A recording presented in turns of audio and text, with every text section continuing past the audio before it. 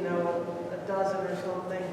And my reaction was negative to that because, you know, each of those homes then in 10 to 12 years when they need service, they got to figure it out for themselves.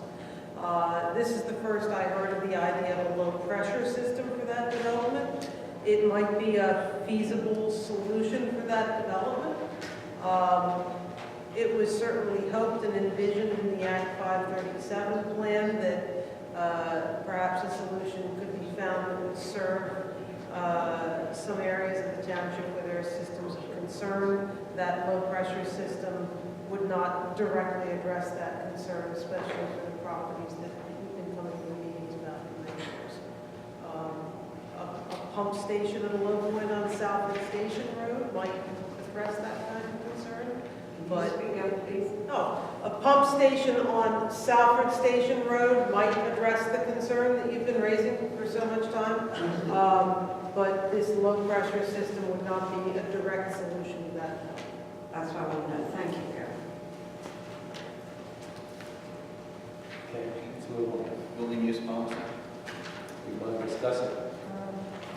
I'm not sure we can come to a conclusion today, but I think what would be helpful is if we come up with just some basic principles that we can agree on, and that rather than... As to the building use policy? Yes. Our office reviewed it. Yours, the one which you suggested, covers everything nicely. We have a few wording that we'd like to change just to make it accomplish better what we'd like to accomplish. We need to come up with a form that the individual signs. We believe the one that Kevin had on his edition is a good one. And if you gave us till the end of the month, we have the package ready for you based on yours with the liability questions. The form will assume the liability by the organization using the facility and we attach to it. Can we put that together for us to see? Yes, and it'll be easy to do because it's all done. So what Tom is talking about is we're looking at a building use policy. So we have this room here that is mostly empty. The building was paid for by taxpayer dollars. And the idea would be that we would allow some nonprofit and social and educational groups who need a place to meet, who are, at least some of them live in the township and want to build this building, would be allowed to use this. We agreed that we need to have a policy so everyone's treated fairly, so that it is used for certain purposes and not others. And those other purposes would be things like private parties, for-profit enterprises, but it could be used for things like group meetings, to include like HOA meetings, social club meetings, other groups, educational content, if someone wants to come in here and give a talk, or if just a group of people have something they want to meet about, they could come and meet. But the liability issue is key.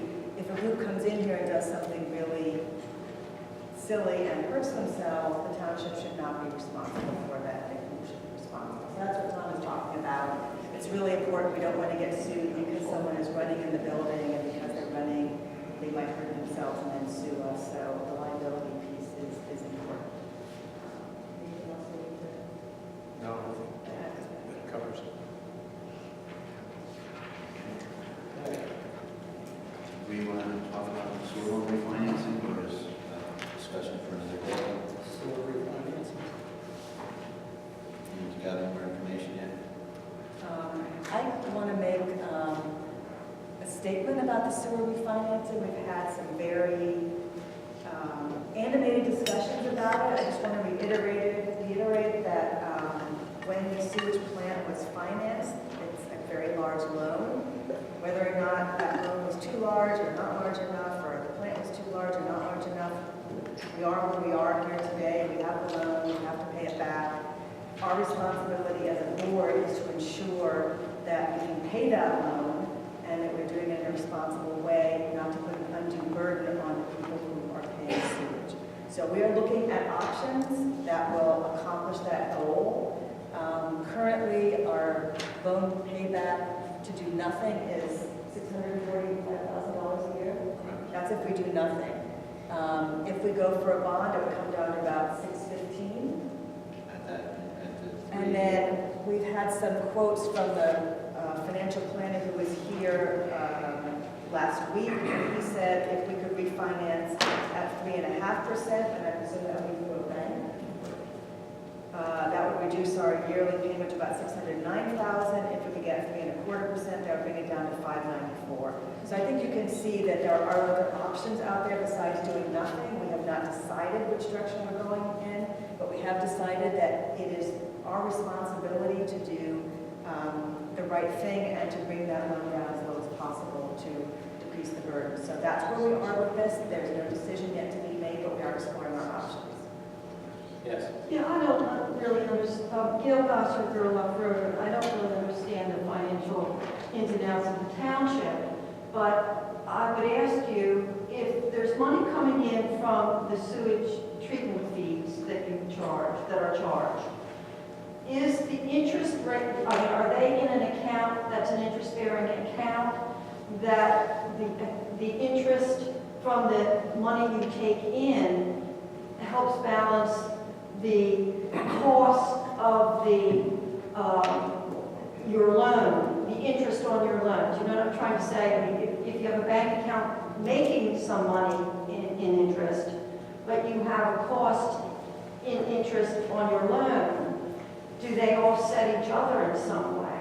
No. Kind of get what Do I'm you know, trying do to you say? know how much interest we received last year? Yeah, I don't know. About $40. Oh, really? So is that something also to look into? We have. Okay. I mean, your own personal interest, or your own personal checking account and savings account, are you really getting The interest sick? is staying. Correct. Yeah. That's exactly right.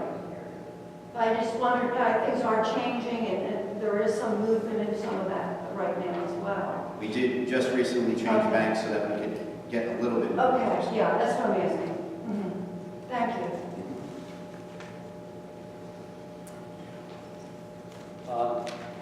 Yeah, I guess kind of going along with what Gail was saying there, and with Melbourne coming to the table again tonight. Carol states in the 537 plan about sewer districts. So the metropolitan Arcadia development, could that be listed as a new sewer district? The same with Melbourne Hills, if it comes to go. The same thing would happen with Babington, Riverside, and Fulmer. So right now, the existing customer base is paying $700 a year. So with the new customers coming on, and the way the wording is, and those other be increased a little higher to absorb some of the costs of the plant. I don't think that would be right. I don't think it would be right to. I'm just saying, that's what's in the 537 plan. Like we said again, it's, we up the rates to cover the loan, so we can get the loan. So it's covered with right now. We were hoping down the road, as more got on, that we could work to lower the rate, okay? I don't know why these people come in here and they say, oh, it's gonna be over 200, 225. Somebody's telling them that. That's not true. And that's gotta stop. And the plant was out of date. The plant was obsolete. We had to build a new plant. DEP told us that it was done. We had to build a new plant. So you people out there that are going around telling us that we built it because we just wanted to build it, it's not true. So get that out of everybody's head. And we're not here trying to build this plant to make the neighbors mad with the noises. We are working on it. We're trying to get it resolved. We're going to work as hard as we can to resolve the problem. You know, coming in and carrying on the way everybody they do is ridiculous. I mean, I know we're trying, and we're going to keep trying to make it right. But it's not true what's being said out there. It's got to stop. It just has to stop. So we are getting enough money in to cover that loan. That's what was set for. We couldn't even borrow the money without having enough at the time to cover that loan. Okay?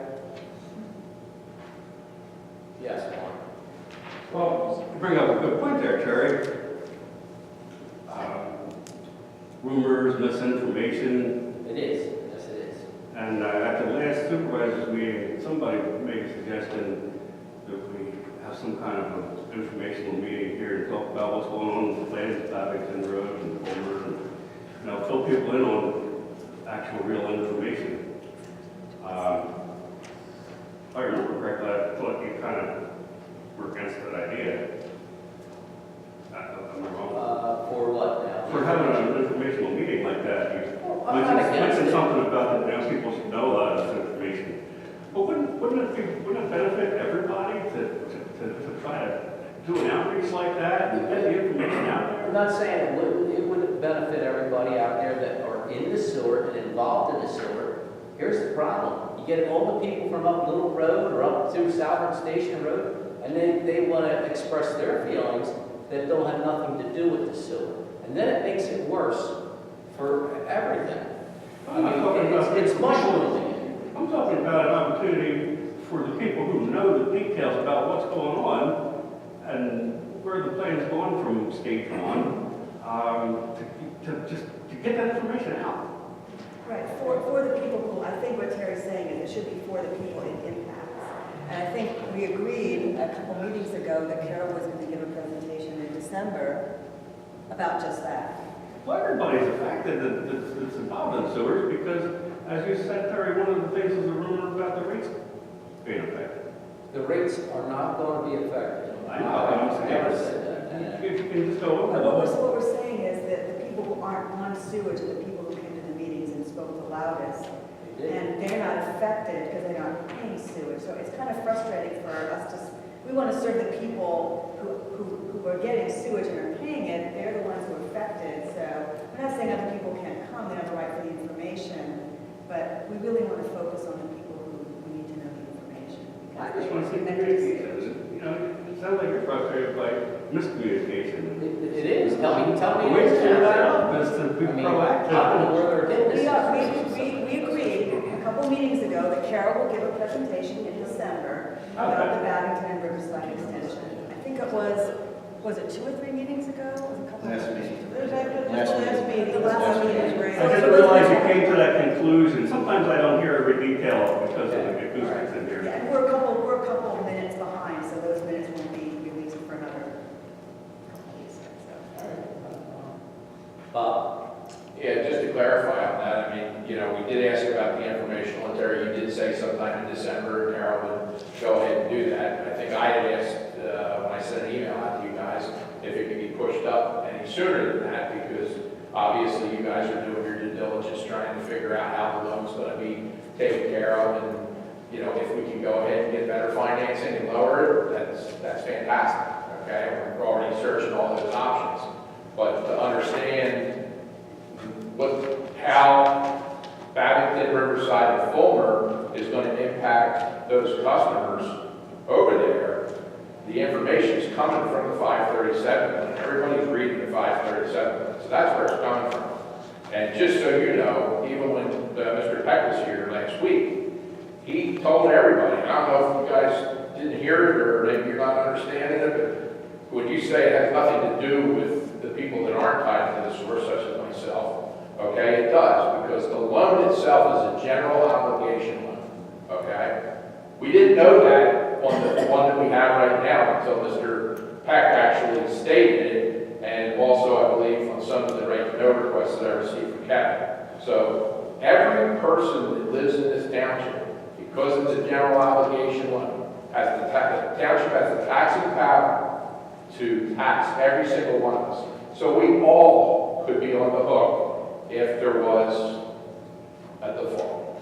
Okay? If there's a default. If there's a default. Okay? Now, Ron Kerwood mentioned to me, he did not know that, and I'm assuming if Ron didn't know it, you didn't know. But after last Tuesday, we all heard it. So now we all know. Sure. Okay? So for Marla to say, we only want to hear from the sewer people and not everybody, it's everybody's interest. It's all done. I'm not saying we don't hear from everybody. We want to listen to what they have to say. But don't confuse it all. The sewer is the sewer. And that's where we want to try and keep. I understand that. I mean, the taxpayers are responsible for anything and everything, okay? If you want to be that, go that route. You know, they are, everything that the township does. But we're trying to keep it separate. Sure. The way it's supposed to be done. And that's one of the reasons why we were asking for the informational, and we're also asking that, you know, the three of you understand this whole concept with the benefit assessment and how that all's going to play out and what it's going to cost these people. You know, I think obviously there's 5 people that need to sign easements, which they haven't done yet. They would probably want to hear all this. I'm just thinking out loud, and, you know, we're talking to some other people, you know, we've got November, we've got Thanksgiving, December, we've got Christmas. I mean, it would almost be more beneficial. I know it's hard to put it all together, but it'd be almost beneficial to have this, you know, informational done, you know, at this point, mid-October. You know, pick a different night that we don't have another meeting and schedule it, you know, for like a Monday night or something, so that everybody and their brother can come and listen to it and understand. We'll take that into consideration, thanks, Todd. Okay. We still have a vacancy on the Board of Orders. We did have one letter of interest from Sherry. I haven't gotten any others. Kevin, can you just quickly tell the audience how we've been advertising that? It was on the website. I can re-advertise and put it back up. You know, it was stated at the meeting. So here's the other thing I'm going to ask Tom is auditor is an elected position, so we have a clock that starts ticking. The clock started ticking at the beginning of last month when we So accepted. we need to make a decision today. Yes. If we don't make a decision today, it goes to the vacancy board for the next 15 days. And if the vacancy board doesn't make a decision in the next 15 days, the only way an auditor can be appointed is by court. Right. So just to clarify, this is a little different than appointing someone to planning commission or park board. Not to demean the auditor position, but in the old days, I think auditor positions were created because the auditors actually did the audit. Our auditors don't do the audit. So it's more of a ceremonial position. In my opinion, I think we should fill it so we don't have an open slot. No one else has expressed interest. This has been advertised, as Kevin mentioned, at our meetings, and he has posted it on the website. So Sherry Schreiber, Wayne Road, I'm the applicant that we're talking about. I realize it's a very minor position, but it has a vacancy, and it is one way that I could serve the township. I may not have the time to do some of the other activities that are available for volunteers, so that's why I've thrown my hand in the ring on this one. I'll make a motion. Second. Any questions? All those in favor say aye. Aye. Aye. I have one other possible old business. We currently have 2 financial planners out there. We need to choose one.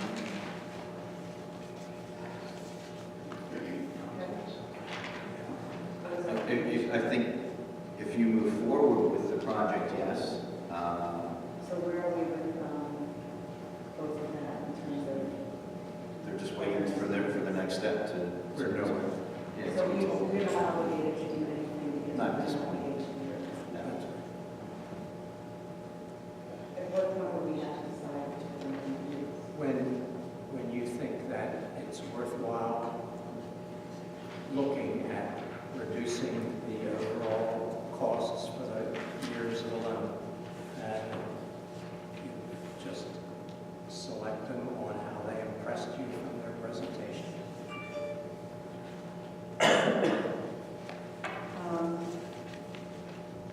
I feel like we should make a decision and move forward and not wait about a month.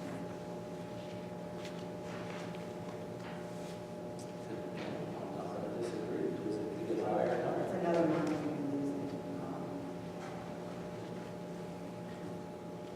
I'm just speaking out loud here, but, Not that pardon? Not that Okay, sorry. I'll speak louder then. Is that better? So I'm going to speak loud instead of out loud. How about that? I'll speak loudly. Here's my ears are plugged for everybody's mumbling tonight. I was quite impressed by the first gentleman, but I believe the advantage of the second gentleman is that he was around for the original financing, and he's quite familiar with how it was done. So I think he might be better served to go forward in exploring options, since he is very familiar with all the details of how the loan was financed in 2015. You're referring to Daryl Peck? Yes, I'm referring to Daryl Peck. Was that, did you hear me? Yep. Did you? I don't mean to get out of my role as solicitor, but he seemed to be very open to looking at banks in addition to bonds, which seemed to be, We need to explore all our options. yes. But I think his familiarity with the original loan is an advantage. So that was my clarifying question, was this would just be somebody to partner with to review all options? That's correct. I also think, I mean, I totally get refinancing, and I think that makes sense to continue to look at ways to save money from the township. I also know it's a 5-year loan, and you're 2 years in. It's a 7-year loan. So, It's actually a 25-year loan, but we're locked in for the 7 years at the fixed the rate. rate, the fixed rate, I was sorry, I was trying to remember the timeline. So I think too, using the time to make a really good decision, and also watch, I think in the next 6 months, there's probably a lot to play out with interest rates, with the economy, as we kind of get through the November election. So I would probably play it a little bit conservative. I think it makes sense to start exploring options, but from a citizen standpoint, I'd also really want to make sure we vet everything. And since we have the 7-year block, I don't necessarily feel if our loan is covered by the current sewer payments, and that I think you use that time to see what abilities to save money. So I'm just going to repeat I don't what I think they're said. to jump I'm into. just is going what I to was repeat saying. what I said at the beginning of the meeting is, if we stay with our current loan, we are paying $645,000 a year. No, I understand that. Any other option would be less than that. But I understand that, but I also So say, staying with the current loan is actually the least attractive option.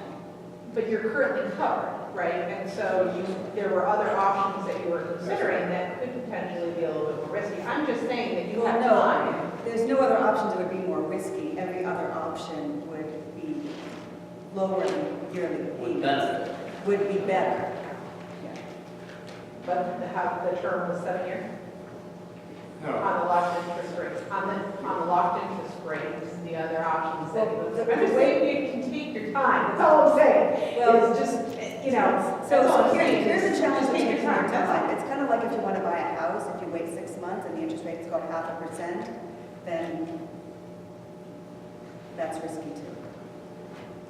So that's the challenge, and that's why we're going to look at have someone who is an expert to advise us and look and see what's out there and say, stay with what you are, or here's a better option. So we have not gotten to that point yet, as we keep saying. We are exploring what is out there that might be more attractive. And again, more attractive not for any of us, more attractive for the sewage customers is our goal.